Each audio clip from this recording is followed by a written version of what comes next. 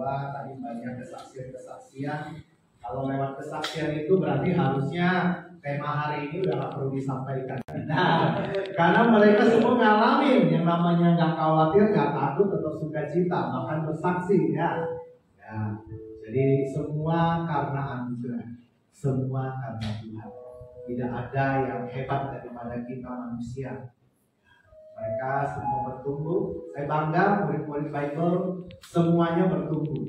Dari awal ketika dibaptis, bagaimana mempraktekkan kuasa Tuhan, mereka semua sempurna. Hasilnya semua pertumbuhan kacang hijaunya bagus. Nah, gitu. Lalu dengar lagi mereka ada yang berbagi lah di jalan, ada yang pergi pelayanan, bersaksi di sini. Luar biasa ya. Semua karena Roh Kudus. Saya tidak ada bagian apa-apa. Saya hanya memotivasi. Nah, hanya memberikan pengertian yang saya tahu, yang pernah saya belajar. Tapi Tuhanlah yang berkuasa penuh atas kehidupan mereka. Nah, makanya berbanggalah punya Tuhan yang luar biasa, yang selalu menyertai. Makanya hari ini kenapa perlu tema tentang jangan khawatir dan takut itu. Karena kadang orang baca firman jadi malah takut. Saya beberapa waktu lalu saya ada bawa renungan di salah satu komunitas gitu. Ada yang nanya, Pastor saya baca Matius 6 ayat 31 sampai 32 katanya. Terus kenapa? Jawabnya katanya begini Pastor. Sebab itu jangan kamu khawatir dan berkata apa yang akan kami makan, apa yang akan kami minum, apa yang akan kami pakai. Semua itu dicari bangsa-bangsa yang tidak mengenal Allah. Akan tetapi Bapamu di sorga tahu bahwa kamu melakukan semuanya itu. Saya bilang kenapa dengan ayat itu? Saya masih khawatir. Berarti saya termasuk orang yang bangsa-bangsa yang tidak mengenal Allah. Wah, saya bilang, benarkah kamu tidak mengenal Allah? Nah, disinilah bagaimana setiap firman itu perlu kita mengerti, kita pahami, dan kita lewat firman itu harus mengalami Tuhan. Kenapa ada ayat ini? Bahwa kita nggak perlu khawatir untuk hal-hal kebutuhan pokok. Tapi faktanya banyak orang Kristen yang masih khawatir. Semoga kalau hari ini yang hadir di sini sudah tidak khawatir, maka luar biasa. Kalau masih ada yang khawatir setelah dengan khotbah ini harus jadi tidak. Supaya kita jangan disamakan dengan bangsa-bangsa yang tidak mengenal Allah. Bangsa-bangsa yang tidak mengenal Allah itu kalau makan pokoknya mereka khawatir. Kalau yang mengenal Allah, katanya punya Bapa di surga, tahu akan kebutuhan kita dan akan menyediakan. Itu janjinya. Masalahnya, bagaimana kita bisa mengalami itu terus-menerus.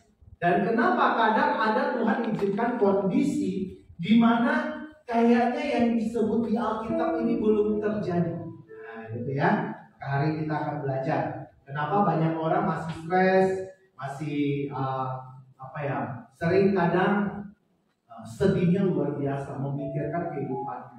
Saya di komunitas saya, khususnya di tim inti, tidak ada yang kaya raya. Nah, gitu ya. Semuanya hidup day by day berdasarkan kasih karunia Tuhan. Tapi semuanya sukacita. Lihat, pernah lihat tim inti saya semuanya adalah stres atau apa? Beberapa tahun bahkan lewatin pandemi dengan baik. Nah, itu saya bangga punya tim yang memang menghidupi firman Tuhan itu dan mengalaminya. Kita sebagai jemaat Tuhan harus mengalami setiap firman Tuhan. Baru kita bisa bilang, Tuhan saya luar biasa. Tuhan saya maha menyertai. Sudah mengalami itu? Gitu ya. Oke. Nah, kita lihat bagaimana kekhawatiran orang yang suka takut, khawatir akan kehidupannya. Itu tanda orang belum menghadirkan kerajaan Allah dalam hidupnya. Belum ngalamin yang namanya kerajaan Allah. Kenapa saya bilang begitu? Kerajaan Allah itu menurut Roma 14 ayat 17. Roma 14 ayat 17 mengatakan demikian. Sebab kerajaan Allah bukan masalah makanan dan minuman, tetapi soal kebenaran, damai sejahtera, dan sukacita oleh Roh Kudus. Bagi yang sudah dibaptis Roh Kudus, harusnya bisa memperoleh ini. Memperoleh damai sejahtera dan sukacita Tuhan. Sehingga dia tidak perlu khawatir. Ketika kita punya Roh Kudus, si iblis ini nggak suka. Dia pengennya kita masih tetap memiliki yang namanya khawatir dan takut. Sama seperti ya, yang dilayani Sis Elsa gereja di Warmon. Mereka 5 tahun dalam gereja bisa takut ada setan. Saya bingung. Makanya saya bangga di sini murid-murid Bible semuanya yakin mereka punya Roh Kudus. Makanya setiap hari saya lihat bagaimana pertumbuhan mereka, bagaimana mereka pelayanan, bagaimana mereka ketika baca Bible tuh gak kayak orang-orang lain baca Bible baca udah. Mereka suka bertanya. Tanda-tanda bagus kalau orang suka bertanya. Nah, makanya nanti setelah ini harus banyak tanya. Ya, oke. Nah, kita lihat bahwa si jahat dia akan berusaha menjauhkan yang namanya damai sejahtera. Di mana ada orang-orang yang kerasukan atau ada apapun gitu ya berhubungan dengan roh jahat, itu biasanya tidak ada damai sejahtera dalam hidupnya. Makanya kita berdoa untuk mereka harus mendatangkan damai sejahtera Tuhan. Di mana ada damai sejahtera, iblis begini. Dia nggak suka dengan damai sejahtera dan dia berusaha untuk menghilangkannya juga. Makanya di Matius 13 ayat 22 di situ tertulis gini, ada yang ditabur di tengah semak duri, yaitu orang yang mendengar firman, lalu kekhawatiran dunia dan tipu daya kekayaan menghimpit firman itu sehingga tidak berbuah. Ini adalah cara si jahat untuk membuat anak-anak Tuhan yang tadinya ada damai sejahtera, sukacita Tuhan, kebenaran oleh Roh Kudus itu bisa hilang damai sejahteranya. Dengan apa? Kekhawatiran kekayaan, ya kan? Dan kemarin saya di salah satu komunitas yang lainnya lagi kecewa karena pemimpin kelompok rohani itu dia bilang menipu dia. Jadi beli unit apartemen yang katanya dijual sama pemimpin ini, ternyata sampai sekarang apartemennya nggak kelihatan. Udah dibayar ratusan juta. Waduh, setiap hari saya postingan di Facebooknya tuh kepahitan semua. Saya bilang, bro, hati-hati. Baca yang ini. Si iblis ini paketnya yang ini. Menghimpit ketika kamu punya masalah keuangan, masalah ditipu, apalagi menipunya katanya pemimpin rohani. Kita datang ke gereja, kita datang kemanapun, persekutuan doa manapun, tujuannya mencari Tuhan. Jangan fokusnya pada pemimpin rohaninya, karena pemimpinnya masih manusia, bisa salah. Jadi nanti kalau ke depan nanti saya ada salah, jangan saya jadi kecewa sama Tuhan. Hubungannya sama Tuhan, yang mengecewakan kamu kan manusia. Nah, itu yang saya pesankan pada orang itu. Kamu datang mengikut Yesus, bukan mengikut pemimpin. Dia boleh salah, bisa salah. Dia manusia. Tapi Tuhan bilang apa? Kalau ada yang salah, ampuni. Ini ujian buat kamu, saya bilang gitu. Makanya nggak boleh khawatir. Dia bilang gimana ya? Saya uang tabungan semua saya bayarkan ke situ. Tadi saya kan masih kontrak. Saya pikir beli apartemen ini saya punya rumah. Saya bilang percaya nggak Tuhan bisa gantikan? Ya kan? Bisa gantikan. Kenapa enggak? Makanya nanti kita belajar. Kenapa ini terjadi? Kenapa diizinkan? Saya akan cerita juga. Saya juga pernah kehilangan rumah. Nah gitu kan pernah. Nah kita lihat ada 2 penyebab utama orang Kristen suka khawatir. Yang pertama adalah dia tidak yakin ada yang namanya Tuhan Yesus itu dalam dirinya dan belum mengalami penyertaan Tuhan. Berkat terbesar bagi orang Kristen itu bukan hal duniawi, tetapi penyertaan Tuhan.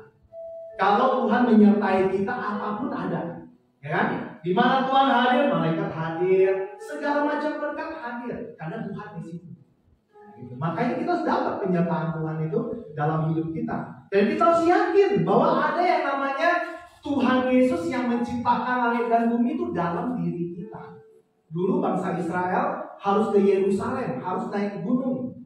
Nah, makanya naik haji itu dari kata haji itu naik. Mereka harus manjat gunung gitu, untuk ke Bait Allah. Sekarang Bait Allah itu diruntuhkan, adanya kita Bait Allahnya. Makanya di 2 Korintus 13 ayat 5, 2 Korintus 13 ayat 5 mengatakan gini, ujilah dirimu sendiri, apakah kamu tetap tegak dalam iman? Selidiki dirimu, apakah kamu tidak yakin akan dirimu bahwa Kristus Yesus ada di dalam diri kamu? Sebab jika tidak demikian, kamu tidak akan tahan uji. Jangan kita gagal fokus. Fokuslah Tuhan yang ada dalam diri kita. Jangan seperti murid-muridnya Yesus yang waktu di danau ada gelombang besar. Yesus juga di sana. Dia juga percaya itu Mesias. Tapi ketika masalah datang dia nggak lihat ke sana. Dia lihatnya masalahnya yang besar itu. Orang Kristen suka gagal fokus.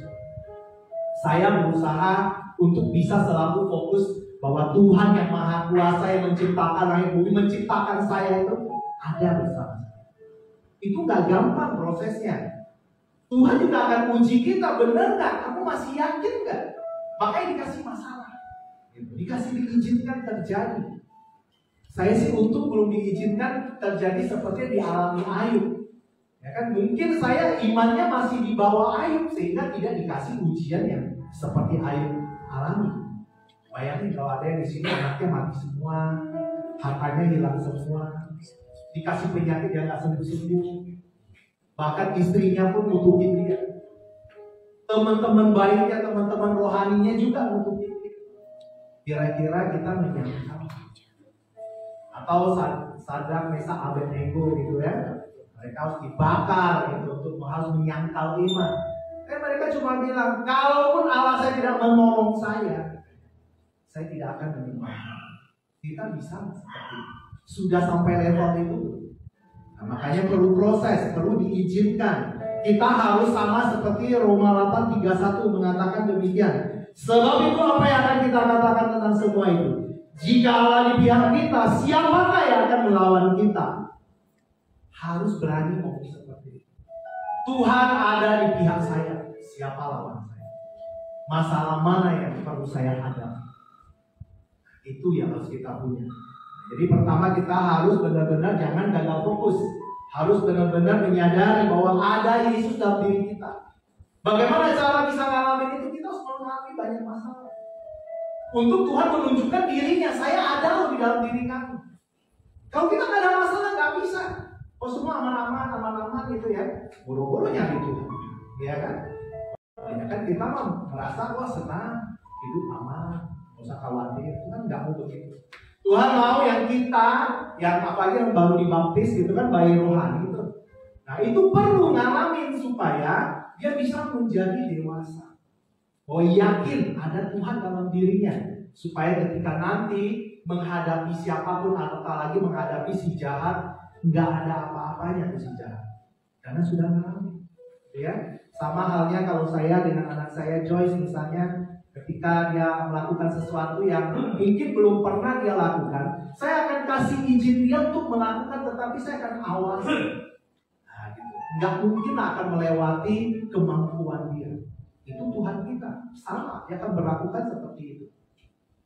Kemudian hal yang kedua adalah masalah tentang kita masih suka fokusnya pada kedagingan, pada keinginan dunia, bukan kebutuhan hidup. Kadang orang bilang, Pak, saya khawatir tentang kehidupan saya. Sebenarnya dia khawatirkan bukan tentang kebutuhannya, tetapi keinginan hidupnya. Banyak orang ketika lagi ada banyak, memperbesar gaya hidup duniawinya.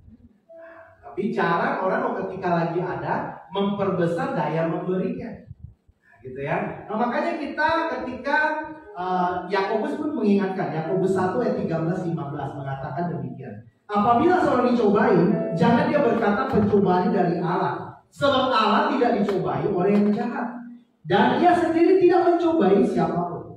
Tetapi setiap orang dicobai oleh keinginannya sendiri, karena ia diseret dan dipikat olehnya. Dan apabila keinginan telah dibuahi, ia melahirkan dosa. Dan apabila dosa itu matang, ia melahirkan maut. Keinginan hawa nafsu itu menjadikan kita langsung sebagai lawannya Allah. Makanya kita jadi khawatir. Orang yang jadi musuhnya Allah, hidupnya pasti nggak tenang. Hidupnya nggak ada damai sejahtera. Hidupnya selalu ada kekhawatiran dan ketakutan. Kenapa? Masih suka kedagingan. Masalahnya, yang kedagingan ini adalah lawan atau seterunya Allah. Menurut Alkitab, bukan menurut saya. Saya suka khotbah dengan pakai banyak ayat untuk menerangkan bahwa itu bukan perkataan saya, tetapi firman. Gitu ya. Nah kita lihat di mana ayatnya bahwa itu akan menjadi lawannya Allah kalau kita suka hal-hal duniawi. Yakobus 4 ayat 3 dan 4. Yakobus 4 ayat 3 dan 4. Atau kamu berdoa juga tetapi kamu tidak menerima apa-apa, karena kamu salah berdoa. Sebab yang kamu minta itu hendak kamu habiskan untuk memuaskan hawa nafsumu. Hai kamu orang-orang yang tidak setia, Tidakkah kamu tahu bahwa persahabatan dengan dunia adalah permusuhan dengan Allah? Jadi barang siapa hendak menjadi sahabat dunia ini, ia menjadikan dirinya musuh Allah. Ada yang mau jadi musuhnya Allah? Kadang secara tidak sengaja, tanpa disadari kita menempatkan diri kita jadi musuhnya Allah. Makanya damai sejahtera hilang, sukacita hilang, kebenaran hilang, kasih menjadi dingin. Orang-orang yang dekat dengan Tuhan, mengalami Tuhan selalu, yang memperbesar daya memberinya, dia pun tidak akan khawatir. Ini diterapkan di gereja ini.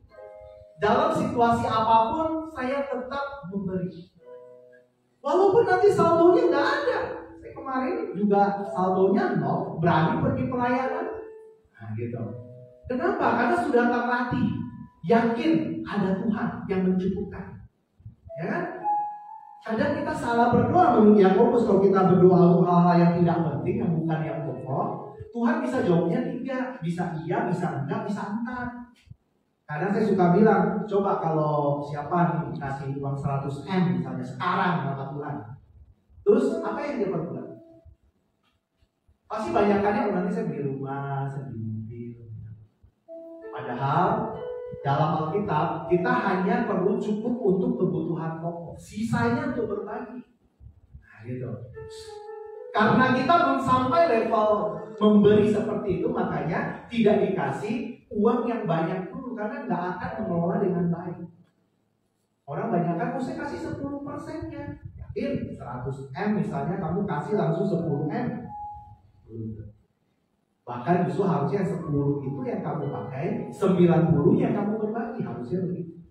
Nah, kalau belum terlatih seperti itu, jangan harapkan Tuhan kasih uang banyak, karena pasti nanti tidak bisa mengelola dengan baik, ya.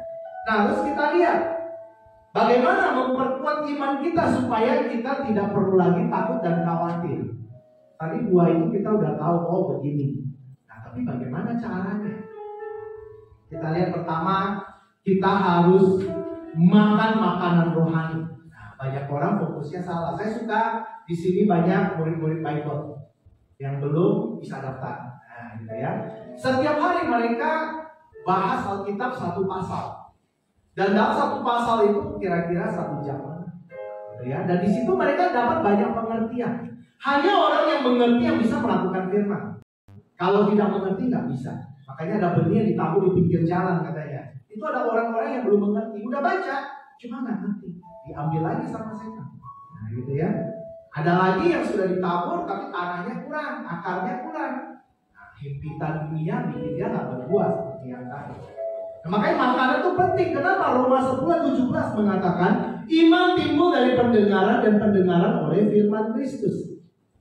Atau kita juga lihat Matius 6:33, tapi carilah dahulu kerajaan Allah dan kebenarannya, maka semuanya akan ditambahkan kepadamu. Semua ada hubungannya dengan firman. Tidak ada hubungannya dengan kerja kerasmu, kepintaranmu, kekuatanmu.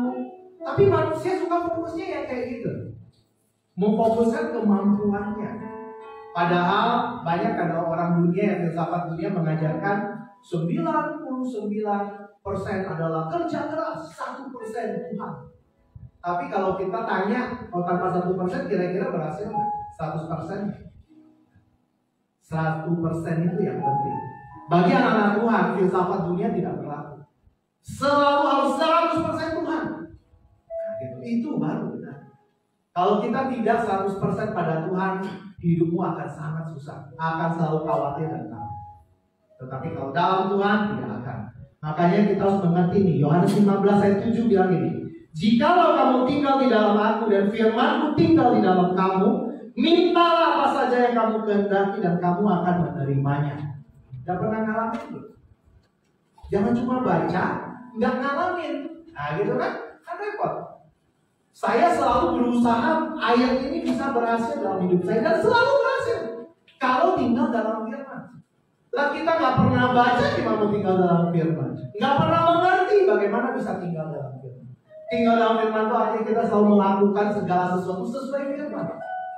Saya parkir aja cuma doa, parkir aja hal kecil selalu dikasih tempat parkir. Mau di tempat manapun kayak yang susah parkir, hal kecil loh. Apalagi hal besar, hal keuangan, penyakit. Kadang ujian Tuhan itu, ujian iman, ujian kasih, itu kayak kita sekolah. Kalau sekolah ada jadwalnya, kita tahu ujiannya kapan. Kalau ujian yang ini datangnya tiba-tiba, ya kan? Nggak pernah kita pikirkan kapan ini datangnya ini ujian. Tiba-tiba datang aja. Nah itu ujiannya Tuhan, ujian iman terutama. Nah makanya ketika firman, orang yang melakukan firman itu pasti punya kuasa. Kuasa untuk mewujudkan ketika dia berdoa. Nah, kita lihat di Matius 7. Matius 7 ayat 24 sampai 25. Setiap orang yang mendengar perkataanku dan melakukannya, ia sama dengan orang bijaksana yang mendirikan rumahnya di atas batu. Kemudian turunlah hujan, datanglah banjir, angin melanda rumah itu, tetapi rumah itu tidak roboh sebab didirikan di atas batu. Ternyata batu karang itu adalah firman. Fondasi kita, fondasi kehidupan adalah firman. Hujan datang dari cobaan dari atas, ya kan? Angin badai dari depan, banjir dari bawah. Itu kita bisa hadapi kalau ada firman dalam hidup kita. Dan saya mengalami nih, banyak hal dari dulu-dulu ya, yang inti-inti semua tahu apa yang saya hadapi. Dari Joyce masih kecil dapat kista otak 2. Gimana tuh? Berdoa masih iman kurang. Ngajak Joyce doa, Joyce tanyanya begini, tapi katanya kalau doa Tuhan dengar, kok saya belum sembuh? Wah, jawabnya gimana? Udah hamba Tuhan tuh, ya kan? Tapi ujian tetap datang. Tuhan ingin menaikkan level iman saya, dikasih yang besar. Kalau masa-masa kecil saya bisa pecahkan dengan kepintaran saya, dengan saya banyak belajar, pengalaman hidup, bisa saya pecahkan. Tetapi kalau masalah besar, nanti dulu, itu perlu iman. Nah itu latihannya. Hanya dengan doa sepakat sembuh gitu aja. Itu bagaimana saya harus ngalamin setiap firman Tuhan. Saya pastikan harus jemaat Tuhan ngalamin. Kalau nggak pernah ngalamin, jadi kalau ada masalah besar datang, bersyukur sama Tuhan. Makasih Tuhan, ini lagi latihan nih untuk menaikkan iman, supaya hidupmu tidak pernah ada rasa takut dan khawatir. Kalau di Wahyu 21 ayat 8, itu tentang langit bumi baru. Dan itu ada ayat 8 itu tentang orang-orang yang akan tinggal di luar kerajaan dan mengalami kematian kedua. Salah satunya ada tulisnya orang-orang penakut. Jangan jadi orang penakut. Orang yang penakut berarti di dalamnya tidak ada damai sejahtera. Berarti dalamnya tidak ada sukacita. Berarti dia tidak ada kebenaran hidupnya, makanya takut. Dan itu orang-orang berada di luar kerajaan. Harus hati-hati. Nah, kita lihat juga, kita bagaimana supayanya hidup kita tuh benar-benar bisa hilang dari rasa khawatir dan takut. Hilangkan penghalang doa yang mendatangkan kutuk. Nah, ini banyak orang masih hidup dalam kutuk. Sehingga ketika saya juga kadang berpikir gini, kalau misalnya orang melakukan dosa besar misalnya, terus dia kena kutuk Tuhan, terus datang ke saya minta didoakan supaya disembuhkan, kira-kira bisa nggak? Orang dia lagi jalanin hukumannya Tuhan, nah, gitu kan? Tapi ketika dia bertobat baru bisa. Kalau dia datang hanya untuk mengandalkan, oh ini supaya hamba Tuhan mendoakan pasti bisa, tapi dia yang tidak ingin bertobat nggak bakal bisa. Nah itu penghalang doa namanya. Yesaya 59 ayat 1 dan 2. Sesungguhnya tangan Tuhan tidak kurang panjang untuk menyelamatkan dan pendengarannya tidak kurang tajam untuk mendengar. Tetapi yang merupakan pemisah antara kamu dan Allahmu adalah segala kejahatanmu, yang kemudian menyembunyikan diri terhadap kamu sehingga tidak mendengar adalah segala dosamu. Saya dulu ngalamin yang namanya hidup dalam kutuk di masa lalu. Itu benar-benar gak enak. Kerjaan apapun gak berhasil. Boro-boro mau bermakan, bayar utang aja setengah mati nggak bisa. Adanya gali lagi yang lebih banyak utangnya. Nggak selesai. Itu hidup dalam kutuk. Ketika bertobat, baru pelan-pelan semua dipulihkan Tuhan. Dan itu ada tahapnya, prosesnya. Makanya jangan sampai gini. Saya paling takut baca kitab Yesaya. Yesaya 1 ayat 13, 15 dan 16. Jangan lagi membawa persembahanmu yang tidak sungguh, sebab baunya adalah kejijikan bagiku. Kalau kamu merayakan bulan baru, Sabat. Sabat itu kita Kalau bilang sahabat kita hari Minggu gitu ya. Nah, atau mengadakan pertemuan-pertemuan kayak sekarang. Nah, ya kan? Aku tidak tahan melihatnya karena perayaan penuh kejahatan. Apabila kamu menadahkan tangan untuk berdoa, aku akan memalingkan mukaku. Bahkan sekalipun kamu berkali-kali berdoa, aku tidak akan mendengarkannya. Sebab tanganmu penuh dengan darah. Basuhlah, bersihkanlah dirimu. Jauhkanlah perbuatan-perbuatanmu yang jahat dari depan mataku. Berhentilah berbuat jahat. Kita tidak akan berkenan. Tidak akan bisa hilang khawatir kita karena masih banyak penghalang doa kita. Saya nggak tahu masa lalu kita masing-masing berbeda-beda. Tetapi di tim inti saya semua punya masa lalu yang parah. Dan kami semua berhasil melewatinya. Hanya dengan apa? Bertobat. Datang pada Tuhan. Bilang, Tuhan, saya orang berdosa. Saya mau bertobat. Tuhan tolong saya. Saya nggak mampu. Banyak orang yang ketergantungan obat, ketergantungan minum. Susah melepaskannya, tapi Tuhan bisa. Tapi kita harus ngomong sama Tuhan. Tuhan, saya mau. Mau punya hati yang mau. Banyak orang cuma bilang mau, hatinya nggak mau. Yang Tuhan perlu hatimu. Ketika hatimu mau, maka gampang. Semuanya bisa jadi. Saya ketika bertobat, saya nggak takut. Semua saya serius saya lakukan. Bahkan namanya baca Alkitab 40 hari pertama di Camp Pria Sejati itu 40 hari nggak pernah bolong. Saya masih. Kenapa? Saya punya hati yang mau. Saya mau dipulihkan. Atau kalau datang ke sini misalnya masih ada hubungannya dengan perselisihan dengan sesama, dengan pasangan, dengan anak, dengan orang tua. Datang sini beribadah, jangan harap doamu didengar Tuhan. Ayatnya di mana, Pak? Ada di sini, Matius 5 ayat 23-24. Sebab itu jika kamu persembahkan persembahanmu di atas mezbah dan kau teringat akan sesuatu yang dalam hati saudaramu terhadap engkau, tinggalkan persembahanmu depan mezbah itu dan pergi berdamai dahulu dengan saudaramu.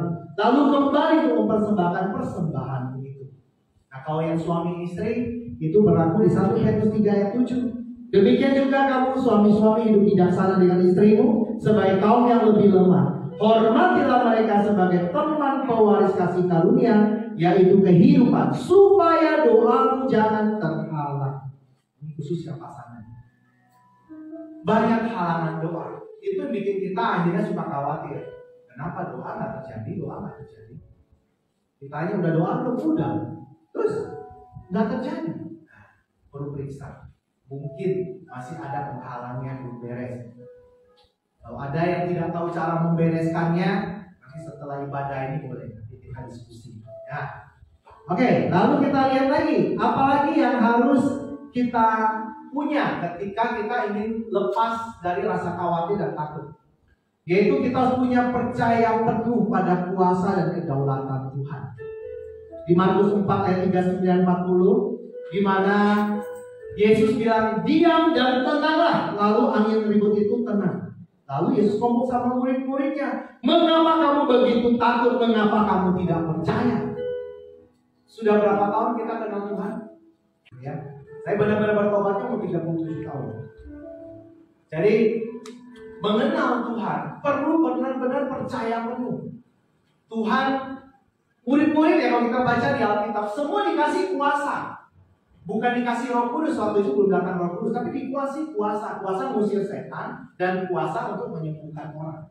Tetapi ada satu kasus di mana lagi nyembuhin orang nggak berhasil. Nah gitu, ada yang sakit ayam nggak berhasil. Kenapa? Kurang percaya. Mungkin murid-murid selama itu nggak pernah menyembuhkan penyakit yang aneh ini. Gitu.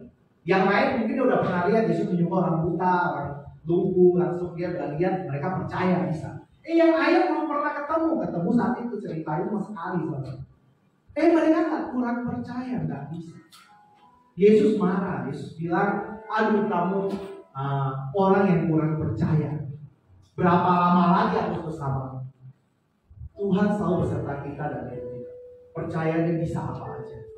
Tapi kita percaya. Tuhan perlu kepercayaan kita untuk mewujudkan sesuatu. Tuhan perlu kerjasama kita. Perlu iman kita yang bisa mewujudkan. Jadi kita tuh kayak kerangnya gitu kan. Ini kuasa Tuhan, berkat Tuhan. Datang ke kita, di sini ada kerangnya. Kita percaya penuh, kerangnya kebuka penuh. Gitu. Langsung munculnya banyak. Tapi ketika kurang percaya, keran kita dibukanya dikit-dikit jadi nggak penuh. Bukakan keran iman supaya full, supaya semuanya terjadi. Saya beruntung sekarang diperlengkapi Tuhan dengan berbagai teman-teman yang punya banyak karunia. Dan dalam pelayanan saya benar-benar belajar tentang arti percaya, tentang iman yang bisa mewujudkan apapun.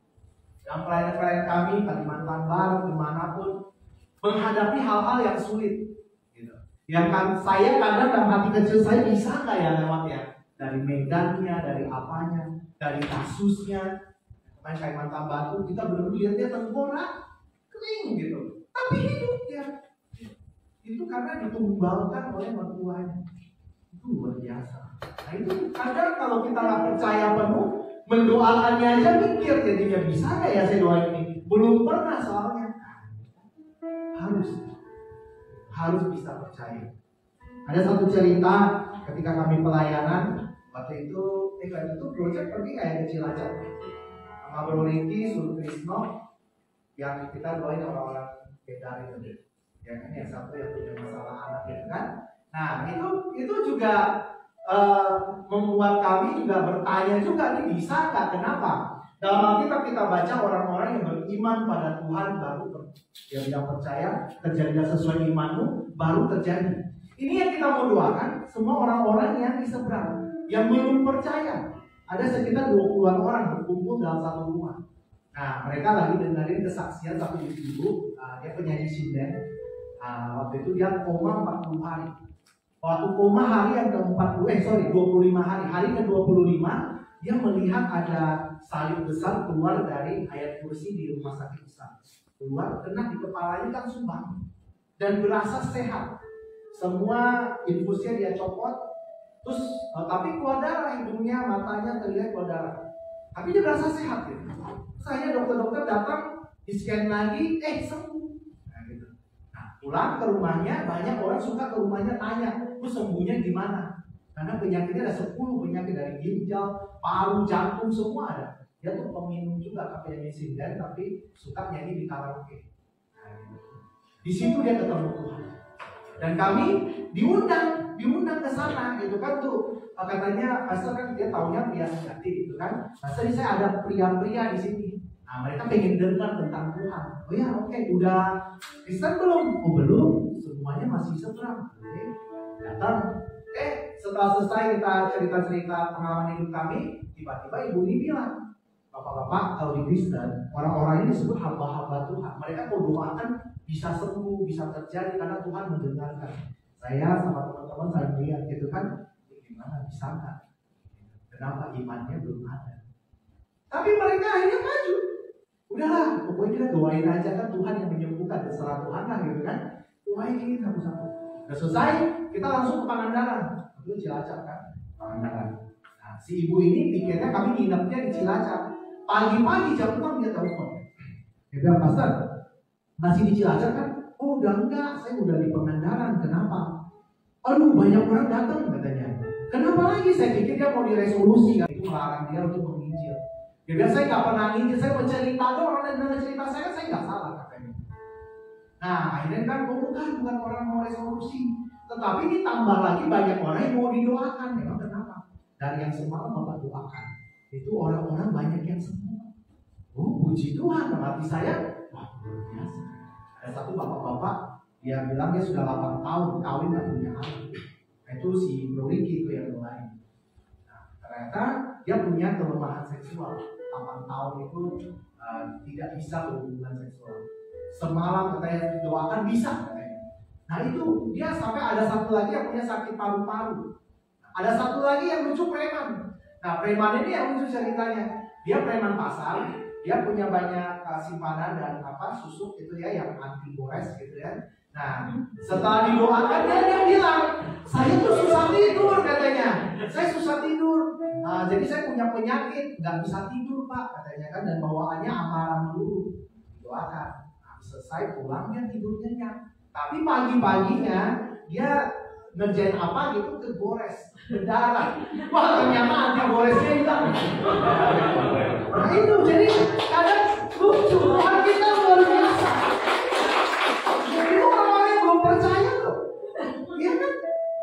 kami sempat ragu juga, saling bisik-bisik. Doainnya gitu kan.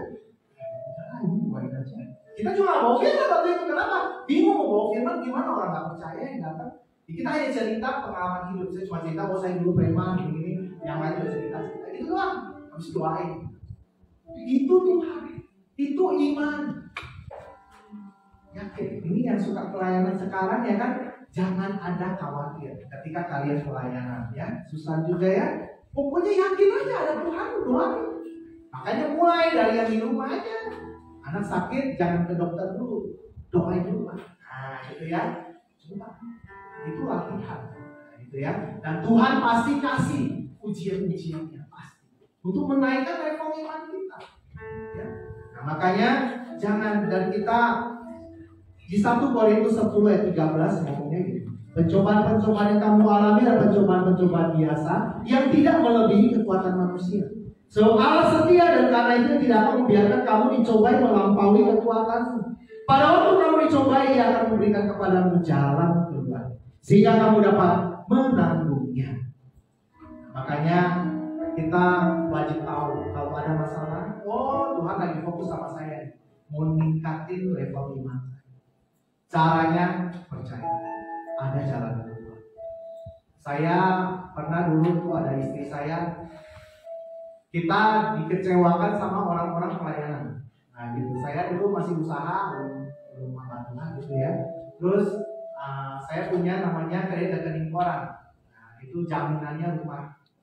Nah kreditnya itu idle, maksudnya ada yang tidak dipakai gitu, ada yang kami pakai, tapi ada sisa yang nggak pakai. Ada yang pinjam pakai. Setelah pinjam pakai nggak balikin dan kita mau disita tempatnya. Dan hari itu pas hari terakhir kita putusin harus jual itu pas saya ulang tahun. Gitu. Saya bilang aduh kado Tuhan luar biasa. Ternyata akhirnya kita jual. Saya cuma ingat istri saya cuma bilang, kita percaya Tuhan nggak pernah berhutang.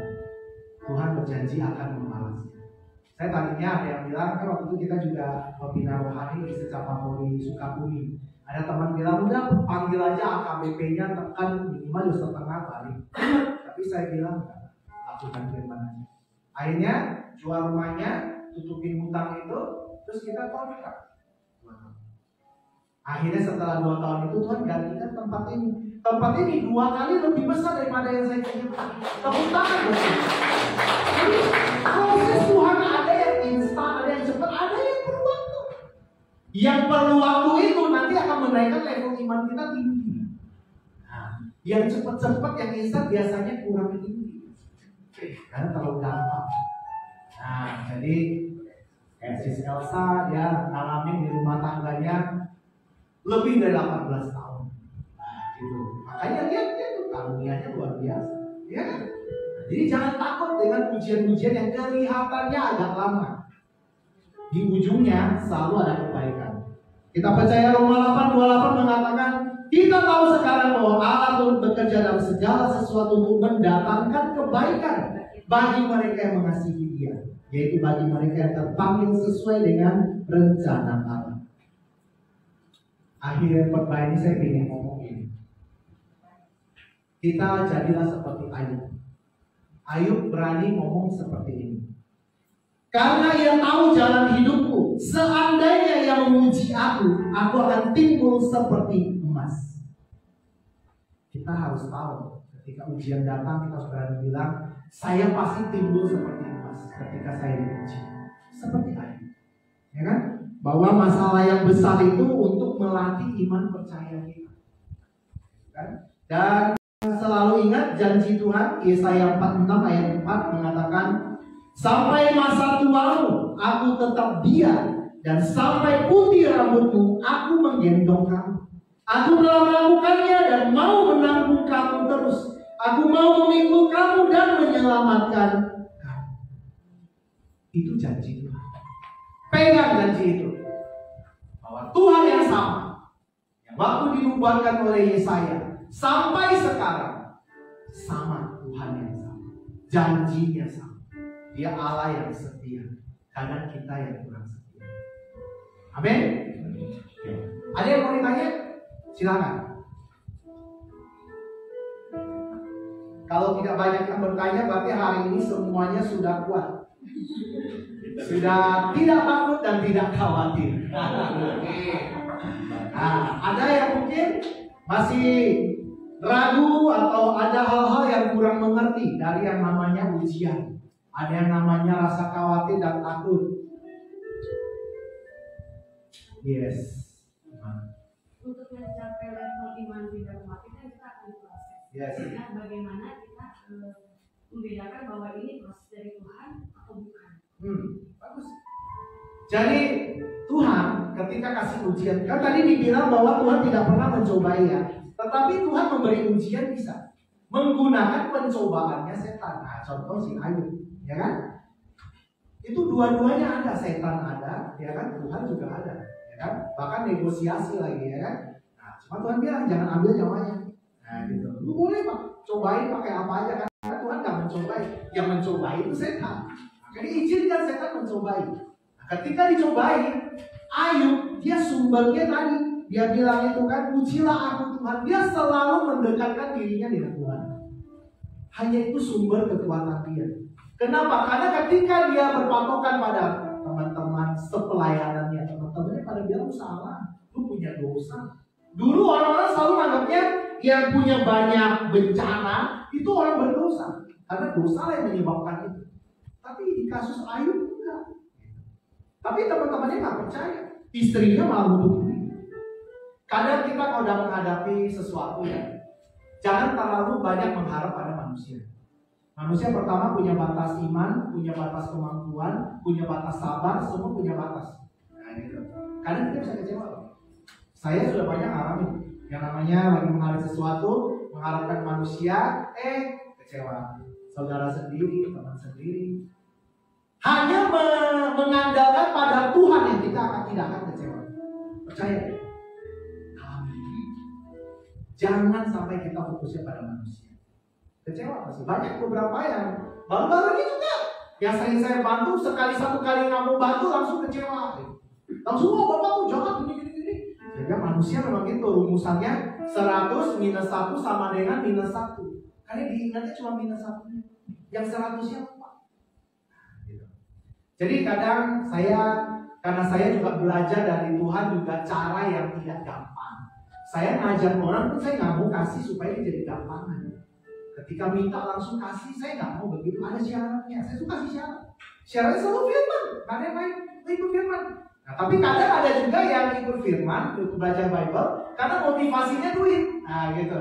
Saya ikut aja supaya saya minta bantuan dikasih. Ada juga yang begitu. Ketika nggak dikasih, langsung ninggalin Bible lagi Bible. Nah gitu. Ada yang begitu. Ya macam-macam manusia lah gitu kan. Tapi yang penting kita harus tahu inti dari belajar Bible itu apa sih? Katanya iman timbul dari pendengaran akan Injil. Saya hanya ingin kalian timbul iman, supaya hanya dari iman itu bisa menyelamatkan kita di saat susah. Mungkin sekarang saatnya lagi zona nyaman, tapi ingat loh, sepoi-sepoi itu nyaman itu mematikan loh. Ada cerita yang waktu Paulus khotbah terlalu lama, salah satu duduknya di jendela kan katanya, karena dia capek, dia jatuh mati. Terus dibangkitkan sama Paulus gitu kan. Itu karena terlalu nyaman gitu kan di dekat jendela, kena angin malam kan enak tidur ya. Hati-hati. Banyak macam cara iblis menjatuhkan kita. Ya. Zaman sekarang udah nggak pakai wujud yang menakutkan lagi, tapi pakai hal-hal yang kesenangan. Hati-hati.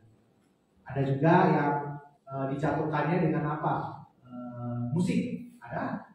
Harus dengan musik yang bagus bisa berasa hadirat Tuhan. Musiknya ketika tidak ada nggak bisa merasakan hadirat Tuhan. Hati-hati, itu orang di diskotik juga sama. Orang di diskotik kan gitu. Ada musiknya dia senang. Musiknya habis selesai lalu kesuai. Ya kan? Jangan gampang mengenal Tuhan dengan cara yang salah. Tuhan itu bukan tentang musik. Tuhan itu bukan tentang tata ibadah. Tuhan tuh bukan tentang cara loncat-loncat, pocong juga loncatnya jago, gitu kan? Nah, jadi jangan gitu. Nah, kita harus punya pengertiannya. Bahwa kita harus menyembah dalam roh dan benar. Artinya kita menyembah dalam keadaan benar. Roma 12 ayat 1 bahwa menjaga kekudusan itulah ibadah sejati. Nah, Oke, ada lagi yang mau tanya? Silakan. Tadi Bapak bilang Tuhan mengizinkan iblis untuk mencobai manusia asal jangan ambil nyawanya. Ya. Memang kalau iblis bisa ambil nyawa manusia, bukannya manusia milik Tuhan? Ya, bagus pertanyaannya. Sekarang, misalnya, Yudas ya. Yudas dia melakukan dosa sama dengan Petrus, sama jeleknya. Satu menyangkal iman, ya kan? Satu lagi menjual Yesus, gitu kan? Tapi hasil akhir berbeda. Nah, Yudas itu didorong oleh iblis untuk mau bunuh diri. Nah, gitu kan? Yang menentukan mati enggaknya kan sebenarnya dia putusin. Kalau dia putusin gak bunuh diri, dia putusin kayak Petrus bertobat, itu kan apa? Iblis gak bisa ambil nyawanya. Tapi iblis bisa memberikan motivasi untuk mematikan diri. Bisa pakai cara apa aja. Orang stres karena masalah kehidupan, bisa kan minum baygon atau apa? Itu kan dia yang menentukan, ya kan? Tapi si iblis yang dorong. Nah, gitu kan? Iblis nggak cuma iblis dorong, enggak, dia bisa pakai orang lain mendorong. Pakai yang dia merasa kecewa misalnya, kan pasangannya kayak saudaranya kayak siapa bikin kesel aja supaya ntar wah gue mau bunuh dia atau mau bunuh diri. Nah, gitu. Iblis bisa pakai cara apa? Itu namanya pencobaan. Nah, gitu kan? Tuhan mah enggak. Tuhan kasih free will. Nah, makanya Tuhan selalu bilang lakukanlah firman. Kalau kamu memutuskan segala sesuatu sesuai firman, nggak mungkin hal itu. Pasti akhirnya ujungnya menang. Nah, Tuhan mau memberikan rancangan damai sejahtera. Nggak pernah ada yang namanya stres, khawatir, nggak ada dalam rancangan Tuhan.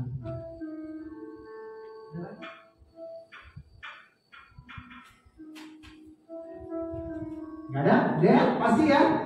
Tidak takut, tidak khawatir ya. Ulang ya. Amin. Kalau sudah bisa begitu, nanti minggu depan datang ngajak orang lain yang masih khawatir dan takut suruh ke sini. Nah, gitu ya. Tapi jangan sampai nanti saya dengar di jemaat sini, aduh Pak, saya kayaknya mau bunuh diri Pak. Nah, jangan ya. Saya pengen, ini kenapa namanya House of Joy, rumah sukacita. Saya pengen orang datang ke sini pulang dengan sukacita. Seperti yang saya alami, yang tadinya gelap, akhirnya sukacita. Itu yang saya mau. Makanya tim kami mau berkorban apapun. Menyiapkan waktu, menyiapkan apa aja kami siapkan. Ya kan? Pokoknya habis ibadah kita bisa makan-makan. Ya kan? Nah, jadi yang penting apa sih yang bisa saya perbuat Tuhan? Itu yang orang-orang yang sudah merasakan penyertaan Tuhan, ngalamin Tuhan, hidupnya akan selalu tanya, Tuhan apa yang saya korbankan lagi buat orang? Tidak takut berkorban. Itu orang-orang yang mengalami Tuhan. Kalian tidak akan hidupkan sama Tuhan. Tuhan cuma tanya, kemarin dosamu sekian banyak, saya lunaskan dengan darah. Sekarang apa yang bisa kamu lakukan untuk saya? Dia belum minta kita sampai darah. Belum minta sampai kita dipukuli, disalib, belum. Cuma minta sedikit bagian dari waktu, tenaga, mungkin materi. Mau nggak? Oke, kalau tidak ada, kita bangkit berdiri, kita berdoa. Haleluya. Bapak terima kasih untuk malam hari ini. Firman-Mu menguatkan kami, mengingatkan kami bahwa kami ini adalah anak-anak dari Tuhan yang menciptakan langit dan bumi. Kami tidak perlu takut dan khawatir karena ada Engkau tinggal di dalam kami. Ajari kami untuk bisa selalu taat pada firman, selalu mau hidup sesuai pimpinan Roh, agar kelak apapun yang kami hadapi dalam kehidupan kami, ketika kami berdoa, Engkau mendengarkannya dan selalu memberikan apapun yang kami minta. Karena hidup kami tinggal dalam firman-Mu. Ubah kami Tuhan, ubah kami. Ampuni dosa kesalahan kami. Apabila ada hidup kami selama ini tidak berkenan di hadapan, dan ajari kami untuk berubah, untuk bisa serupa lagi dengan Dia. Terima kasih Tuhan. Dalam nama Tuhan Yesus, kita semua yang percaya, kita katakan amin.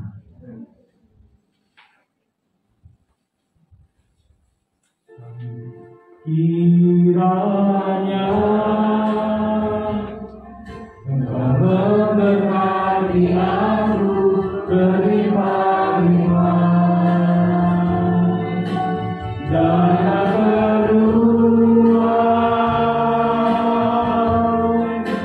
dari aku, dan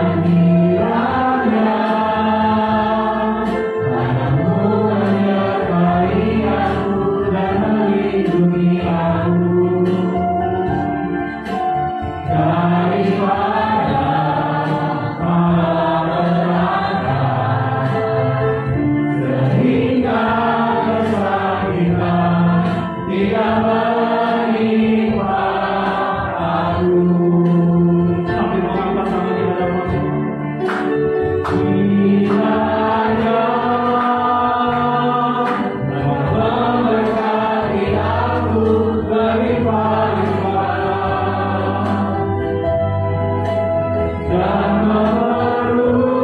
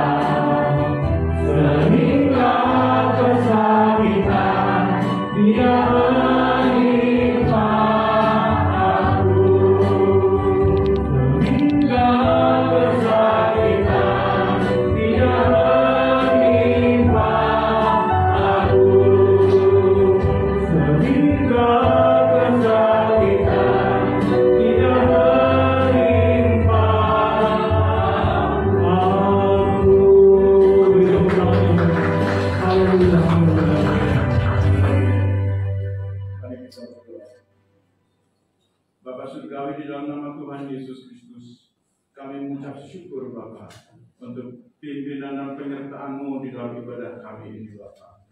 Kami dipuaskan Bapa, kami disegarkan Bapa, bahkan iman kami diteguhkan. Kami tidak akan pernah khawatir lagi setelah ini Bapa. Jalan-jalan kami adalah jalan-jalan yang penuh dengan ketegaran kami di dalam iman kami. Terima kasih Bapa, Engkau memberkati gembala di tempat ini yang telah menyampaikan kebenaran firman Bapa. Urapi dia lebih dari Bapa, dan nyatakan kuasa-Mu, kasih-Mu, bahkan mujizat-Mu